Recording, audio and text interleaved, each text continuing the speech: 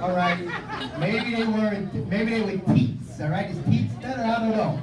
Breasts just don't fit in right. Hey, nice breasts, sister, when you want the blind song. No, you gotta go all the way with the tits. Anyway,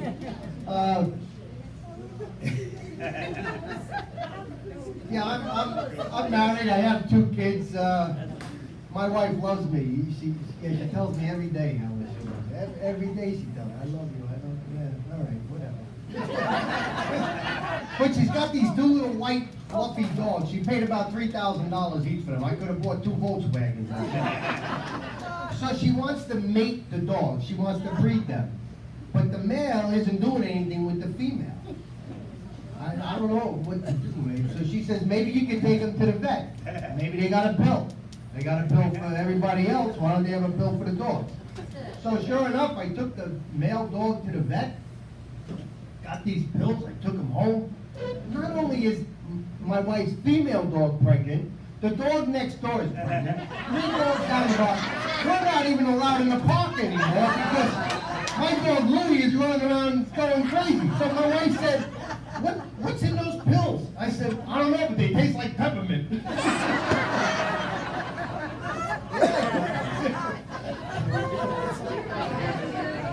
I just made out on the hydrant out there.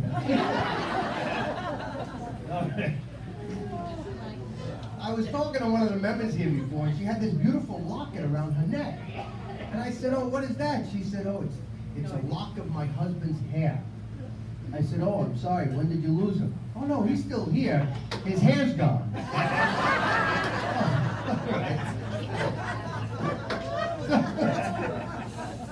Cute, right? It's okay to be cute, right? Just don't say stuff like tits, right?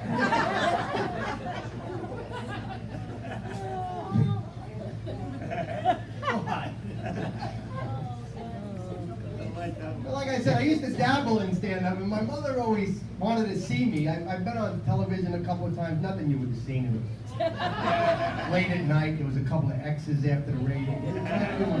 But so my mother would tell me, oh, I want to see you when you're on TV. You know, no, Ma, you don't want to see me. She'd say, yeah. I said, Ma, I curse. That's okay. No, I curse a lot, Mom. Because really, there are very few jokes out there where you got to spit one out every once in a while. But I got to tell you, I've been married now for, 28 years. But when our kids were little and we wanted to take them down to Disney, Mom and Dad are already retired to Florida. So the deal was, you'd get on a plane at Newark and Mom and Dad would pick you up at the airport in Florida. You'd stay at their house and you'd go to Disney during the day. My little kids must have been like 2 and 4 years old the first time we went. So we go into the airport, of course, we're 2.5 hours early, like they tell you to be. And we got plenty of time, so the kids want a Happy Meal from McDonald's. So we go to McDonald's, we get a Happy Meal, and they want another Happy Meal. All right, we still got 45 minutes, so we have another Happy Meal. Now, who's got to go to the bathroom? So I take the boys into the bathroom, then my wife goes in the bathroom, and I see out the window, I see the guy with the sticks over here, and this is the guy that's going to park our plane. So I thought my kids would get a kick out of it. So I got them up against the window, and my wife's sitting down there, and she says, Tom, did you check in yet? I'm going to check in. I said, the plane ain't even here yet. This guy's got the sticks. He says, the girl over there by the booth, you got to check in with her. So, all right. So I'm looking at the girl, and behind her, flight 1013 to Orlando has suddenly changed to flight 527 to San Juan, Puerto Rico, on the board. So I said, excuse me, miss. I said, I'm here for flight 1013 to Orlando, and she said, your flight took off 45 seconds ago. All right. No, that's not possible, because that guy out there is parked. No, that guy sent your plane on its way. So now my wife's freaking out. And this is a true story, by the way. Well, most of the things that comedians tell you are true, for the most part. So I said to the lady, no, this is impossible. I'm taking my kids to Disney. She said, not tonight, you're not. So now they're over there crying because now there is no Disney. It's not tonight, it's not tomorrow, it's not never. We missed the one and only plane that's ever going to go to Orlando, Florida. So I said, what do I do now? She said, what do you mean, what do you do now?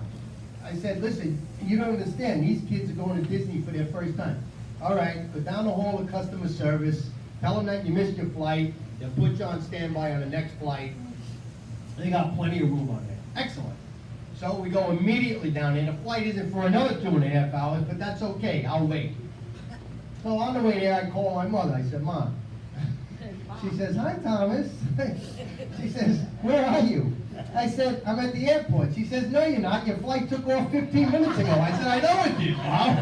I missed it. Ah, you're such a comedian. I said, Mom, do you think that I have cell service at 35,000 feet in the air? I said, I'm in the airport. She said, which airport? I said, Newark. She said, that's impossible. Your flight took off 15 minutes ago. Ma, I know it took off 15 minutes ago. The kids are crying. We go down the hall, and the lady says, oh, yeah, the next flight 2 hours and 20 minutes from now, and it's a full flight. I said, no way. I said, I gotta get on that flight. All right, I'll put you on standby. How many are you? 4, 2 adults, 2 children, and we have to sit together. I said, I got 2 infants. My wife is afraid to fly. We have to sit together. All right, I'll see what I can do. Go to gate 310 and wait for 2.5 hours. So now we're sitting there, and all of a sudden people start coming. They're waiting for their plane, and we're counting. 1, 2, 3, 4, 5, 6, 7, 8, 9, 10, 11. I said, there's no way we're getting on this plane. There's just too many people.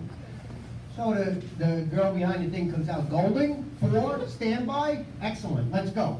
I said, don't forget, we got to sit together. She said, okay, you got it. So we go to the back of the plane, all the way to the last row. There's 2 little Chinese girls sitting over here, and these 2 seats are empty. And the stewardess says, excuse me, ladies, would you stand up and go up to first class, please? I was like, wait a minute now. She said, you have told me how to sit together, you're sitting together. So the last row of this plane, I'm on this side with 1 kid, my wife's on the other side with the other kid. I roll up the shade, and there is a jet strapped to the side of the plane. It's one of these smaller planes, and the 2 jets are on the back. I said, oh, this is going to be great. So now we're going down the runway, and all I hear is, because this jet is ripping to get us up in the air. We lift off, and the flight attendant comes back and he says, can I get you anything to drink? I said, do you have any vodka? He said, I'll take 3. And that was our first trip to Disney. That's a true story. So